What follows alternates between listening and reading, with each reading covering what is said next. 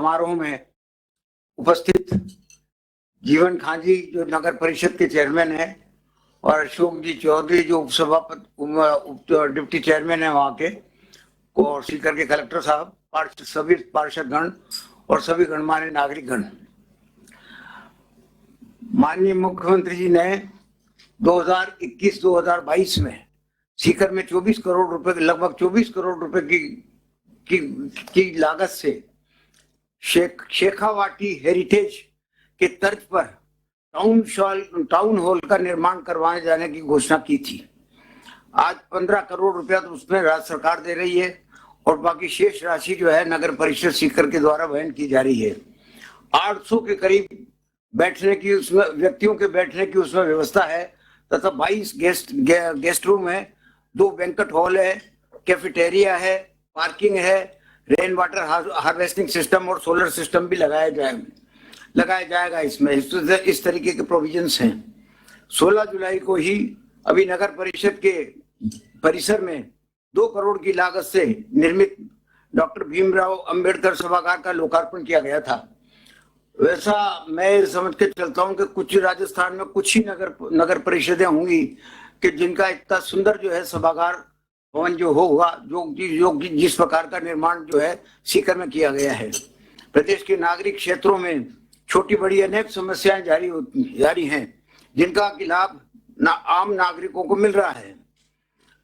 उन योजनाओं के माध्यम से जो है लोग लाभान्वित हो रहे हैं। मुख्यमंत्री बजट घोषणा के तहत में राज्य में 17 स्थानों पर सिरोही, जैसलमेर, धौलपुर, करौली, सवाई माधोपुर, दौसा, बूंदी, सीकर, प्रतापगढ़, बांसवाड़ा, जालोर, राजसमंद, बाड़मेर, बारां, हनुमानगढ़, सागवाड़ा और नावा में टाउन हॉल बनाए जाएंगे, जिन पे की मुख्यमंत्री जी ने 245 करोड़ रुपए की मंजूरी दी है।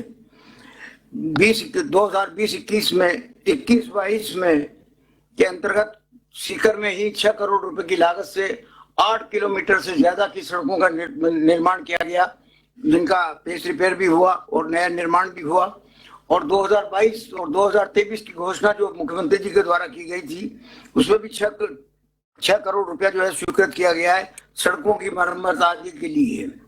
नवलगढ़ की, जहां तक नवलगढ़ ये जो प्रॉब्लम की बात आती है कि नवलगढ़ रोड से वर्षा जल निकास के लिए 13 करोड़ रुपए की मंजूरी दी है और ये जो काम चालू होगा तो 5000 करीब 5000 की जनसंख्या को जो है इससे ये लाभान्वित होगी।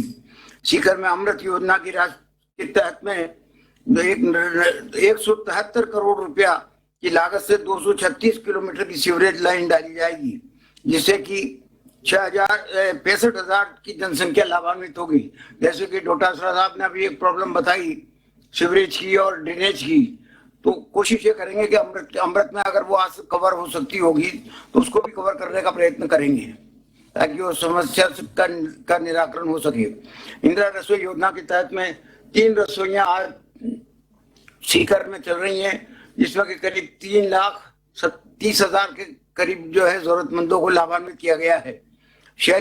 राष्ट्रीय शहरी आजीविका मिशन के स्वयं सहायता समूह को रिवॉल्विंग फंड के द्वारा और वो बैंकों के ऋण के द्वारा 5,850 व्यक्तियों को ऋण दिया गया है और 57 समूहों को 6,740 लाख का जो है उनको ऋण उपलब्ध करवाया गया है तथा इसी प्रकार से 66,906 पथ विक्रेताओं को राशि 10,000 रुपए का ऋण दिया जाएगा।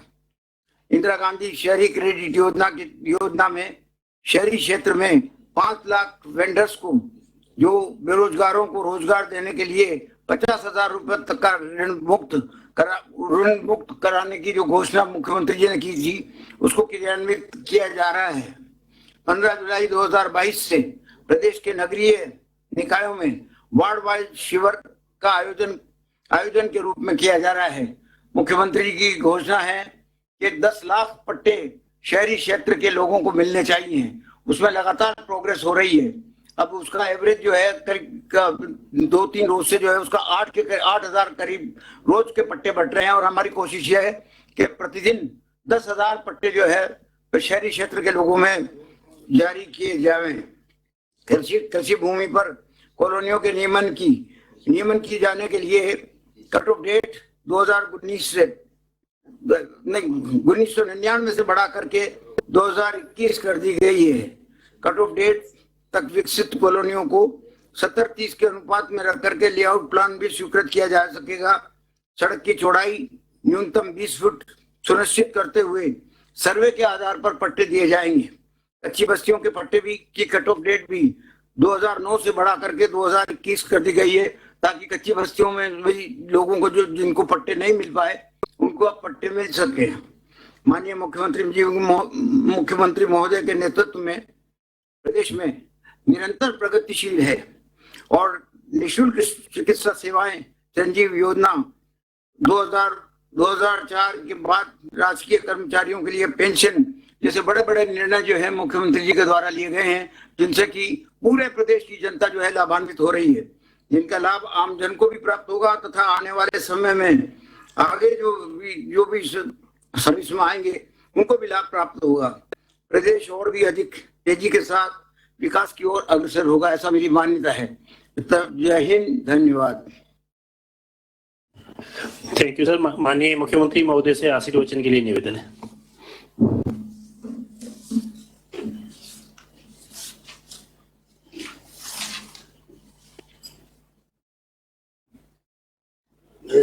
नगर विकास आवासन स्वायत्त विभाग के मंत्री संजय अग्रवाल साहब, माननीय हमारे अध्यक्ष विधायक लक्ष्मणगढ़ गोविंद सिंह दोतारा जी, सीकर के लोकप्रिय विधायक और वरिष्ठ नेता हमारे साथी राजेंद्र पारिक साहब,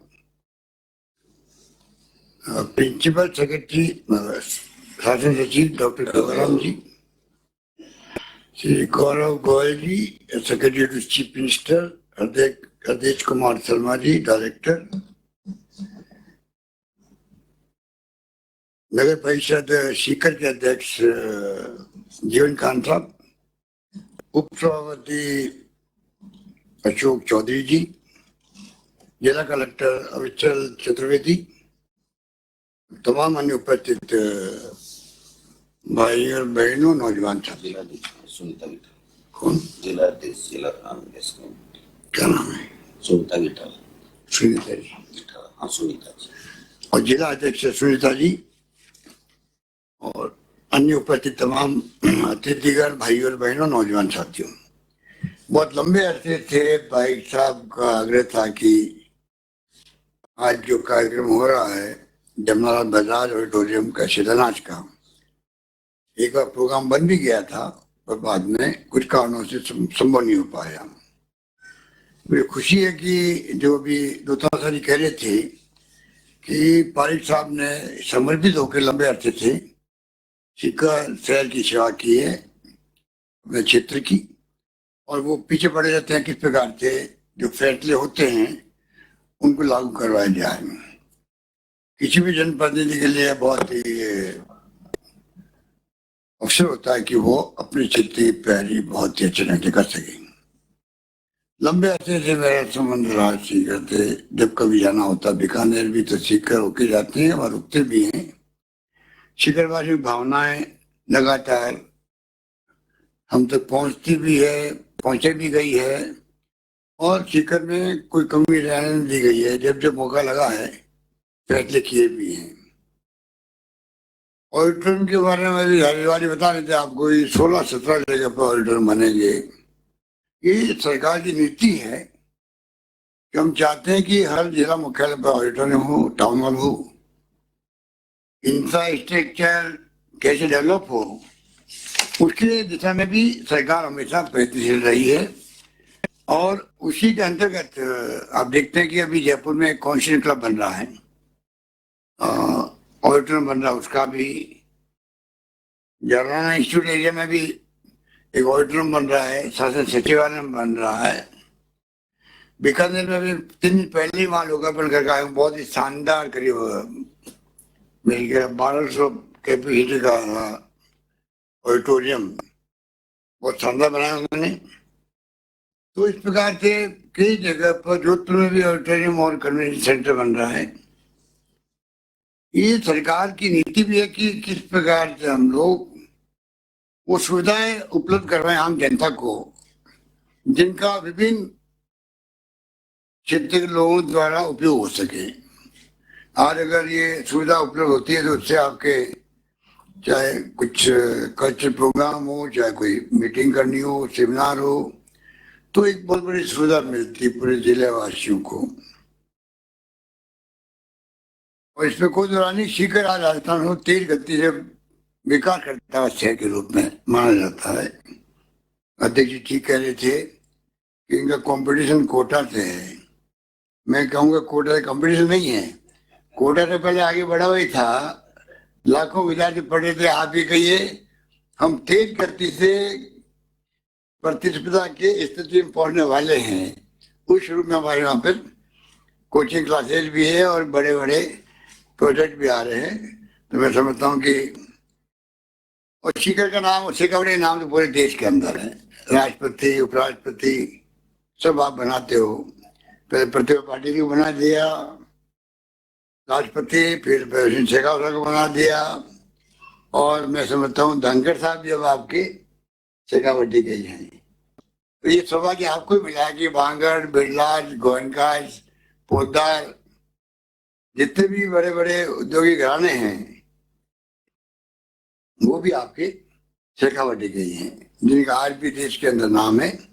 बजाज फैमिली का कहना है क्या, जमनालाल बजाज का नाम इतिहास के पन्नों में लिखा हुआ है हमेशा के लिए।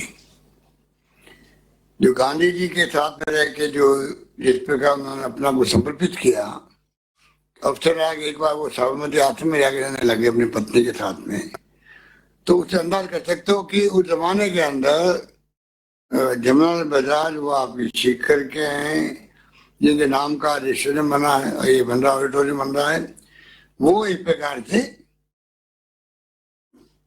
जिस रूप में उन्होंने, मैंने कहा समर्पित किया का मायने है, मैं वर्धा में देख के आया उनका खुद का घर जहाँ पर निवास करते थे, जहाँ मंदिर बना हुआ है, और इतिहास में लिखा हुआ है कि उस मंदिर में उन्होंने उस जमाने में हरिजन प्रवेश करवाया था।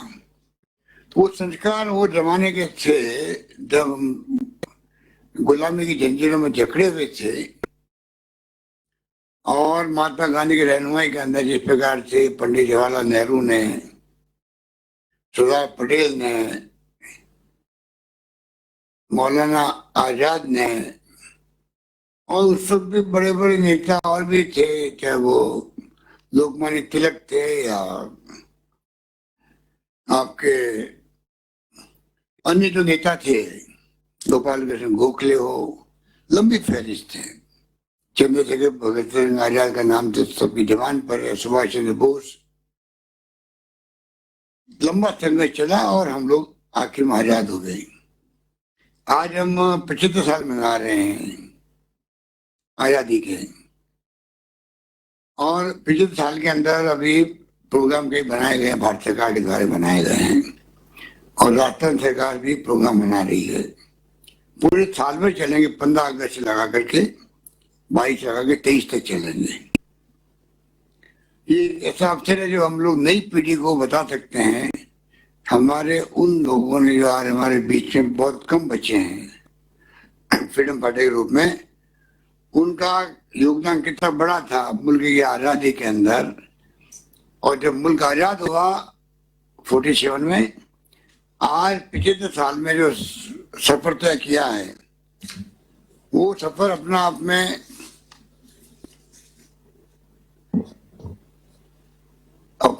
में वो इतना लंबा है और इस कदर उपलब्धि भरा है, कोई कल्पना नहीं कर सकता।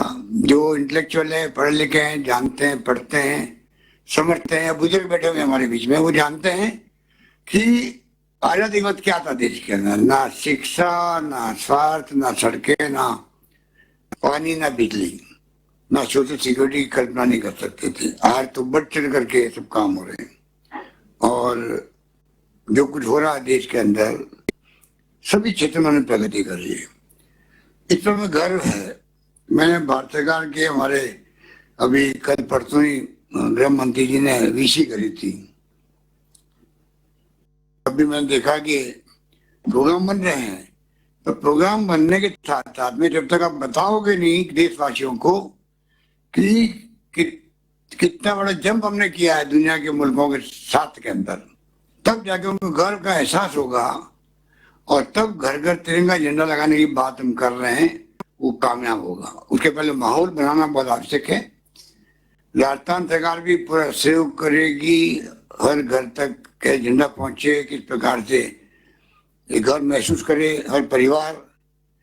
पर इसमें मैं गैप देखता हूँ जो मैं उम्मीद करता हूँ कि भारत सरकार आगे आएगी और जो उपलब्धि हमारी है उसको बताने में भी कोई संकोच नहीं करेगी। इसमें कोई राजनीति नहीं होनी चाहिए। अगर वास्तव में आप चाहते हो कि आपका 75th ईयर जो है वो सेलिब्रेट हो, तो फिर आपको देश का जो माहौल है, हिंदू मुस्लिम सिख ईसाई फारसी जैन जो भी है, सब हम लोग किस प्रकार प्यार से मोहब्बत से भाईचारे से सद्भाव में रहें और सब मिलकर कैसे हम लोग देश को एक अखंड रखें, कैसे आगे बढ़ाने के लिए काम करें। गुड गवर्नेंस देवे सरकारें चाहे किसी पार्टी की हो, गुड गवर्नेंस से ही आम आदमी को सुविधाएं मिलती है, परेशानी कम होती है, विकास होता है। तो कहने को बहुत सारी बातें मैं इस मौके पर ही कहना चाहूंगा कि राजस्थान के अंदर भी हमने जो पेश किए, बजट पेश किए हैं, योजना बनाई है, वो लाजवाब है। जो चिकित्सा के क्षेत्र में हो चिरंजीवी योजना, चाहे किसानों के लिए हमने कई तरह की छूट दी है, किसानों के लिए अलग बजट पेश किया है। अब मैंने घोषणा करी कि अगला बजट जो हमारा होगा वो युवाओं को और छात्रों को समर्पित होगा। और मैंने कहा है कि पूरे प्रदेश के अंदर जो आम जनता, युवा, छात्र जो भी सुझाव देंगे हमें युवाओं के लिए और छात्रों के लिए, उसको हम समावेश करने का प्रयास करेंगे। एक शानदार बजट, अगला बजट भी पेश करें हम लोग, जिससे कि नई पीढ़ी को एक अवसर मिल सके, उसका कॉन्फिडेंस बढ़ सके, देश के नवनिर्माण के अंदर उनकी भागीदारी हो सके। यही मैं समझता हूँ अमृत महोत्सव की जो हम बात कर रहे हैं वो तभी कामयाब होगा, तब हम इस प्रकार का माहौल बनाने में कामयाब होंगे, ये मेरा मानना है। बाकी तो मैं समझता हूँ कि सरकार तो फैसले की जा रही है। कोचिंग क्लासेज में बच्चे जो गरीब हैं फीस नहीं दे सकते हैं, करीब 15,000 बच्चों को हम लोग सुविधा दे रहे हैं। 200 बच्चों छात्रों को विदेश में पढ़ने के लिए पूरा खर्चा सरकार देगी, वो हमने घोषणा करी है। 40 बच्चे जा चुके हैं। तो कमी नहीं रख रहे हैं कि क्या क्या राजस्थान में हो सकती है। नौकरियां तो शेखावटी वाले बहुत ज्यादा ही उसमें रुचि रखते हैं।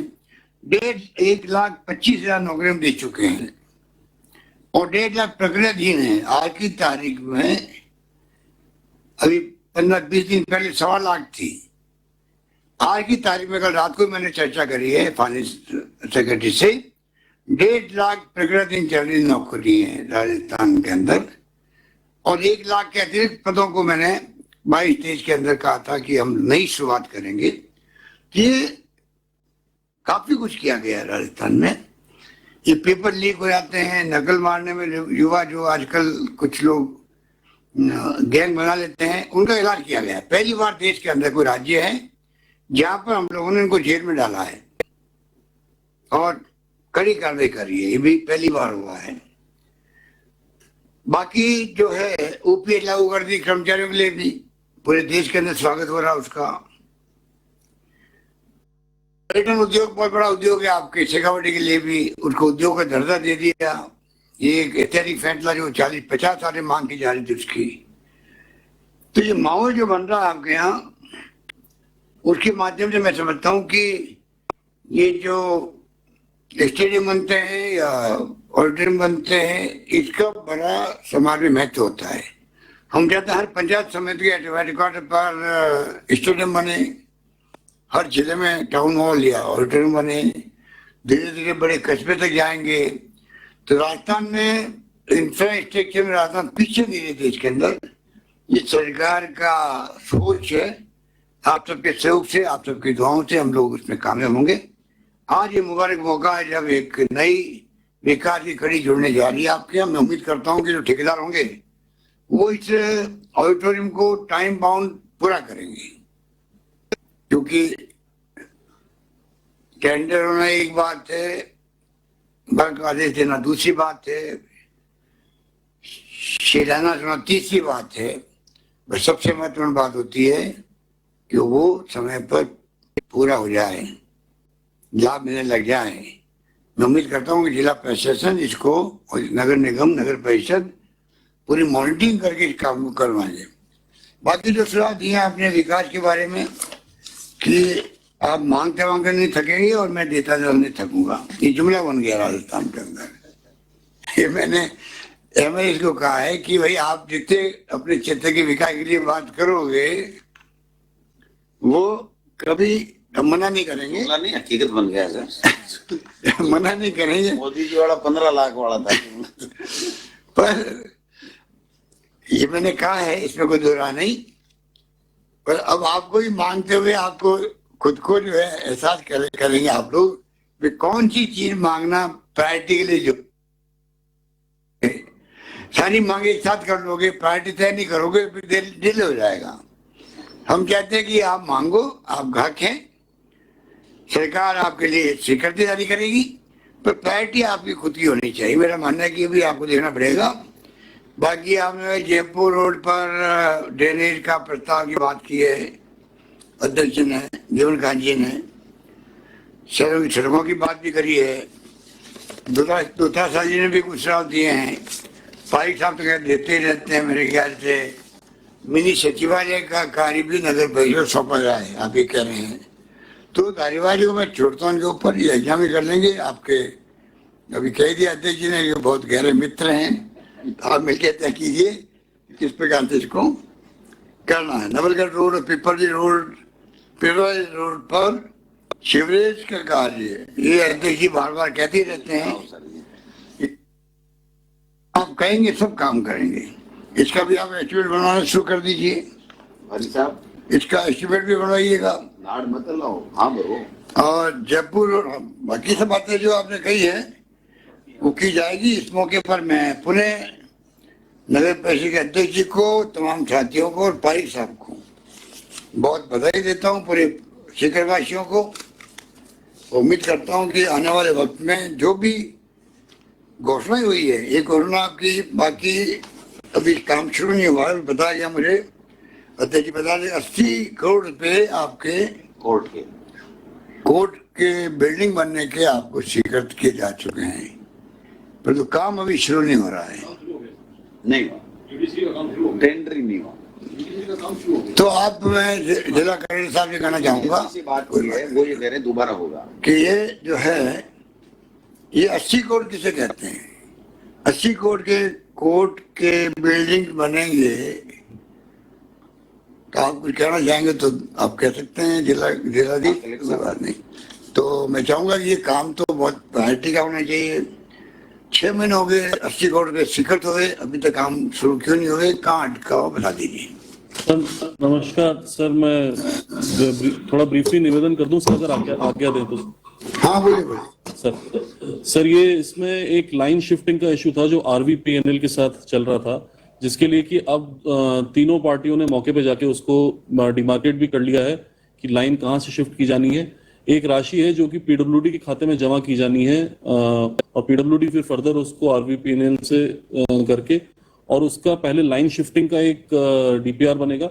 वो बड़ा काम है सर लाइन शिफ्टिंग का, क्योंकि वहाँ आरवीपीएनएल की काफी एक बड़ी लाइन जा रही थी, उस कारण से वो काम शुरू होने में थोड़ी देरी हुई है, लेकिन इसको अभी जल्दी ही शुरू करवा दिया जाएगा। ठीक है, देख ले, ठीक है, देखते हैं। अच्छा बोलो, कोई बोले क्या बोलो, हो गया। कार्यक्रम में माननीय मुख्यमंत्री महोदय और सभी अतिथियों का बहुत बहुत धन्यवाद, और विशेष रूप से नगर परिषद सभापति सीकर और सभी पार्षद साहिबान और सीकर के सभी नागरिक बंधु जो प्रोमिनेंट लोग वहाँ पधारे, सभी का बहुत बहुत धन्यवाद। Thank you very much.